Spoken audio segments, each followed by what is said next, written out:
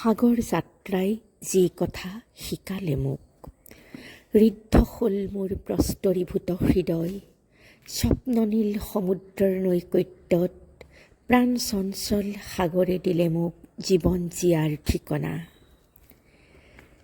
আইতাৰ শোলামুখেৰে নিগৰা তেজীমলা সাধুৰ সদাগৰ, ৰামায়ণৰ সেতুবন্ধ শব্দই মোক নিমন্ত্ৰণ কৰি আছিল প্ৰাচীন সাগৰলৈ।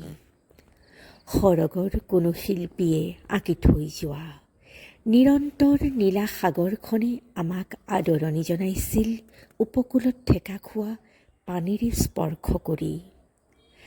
জাহাজৰ মাছটোলে মনত পেলাই দিছিল হেপী প্ৰিন্সৰ সেই চালুৰ মৰমৰ আদি পাঠ। সাগৰৰ গভীৰতাই শিকালে মোক অল্ড মেন এণ্ড দ্য ছীৰ ছান্তিয়াগোৰ সেই সপোন সন্ধানী জীৱন গভীৰতাবোধৰ যাত্ৰাৰ কথা। বুজাবুজিৰ প্ৰতিশ্ৰুতিৰে স্বাক্ষৰিত নীলা আকাশ,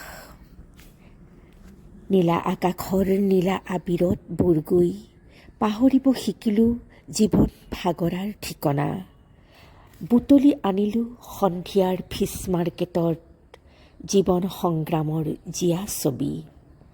অনুভৱী হৃদয়ে পাহৰিব পাৰিবনে বালিৰ বুকুত জলমলাই থকা সাগৰীয় শংখ, অথবা শামুকৰ খোলাৰে নিৰ্মিত অলংকাৰ প্ৰিয়জনলৈ বুলি।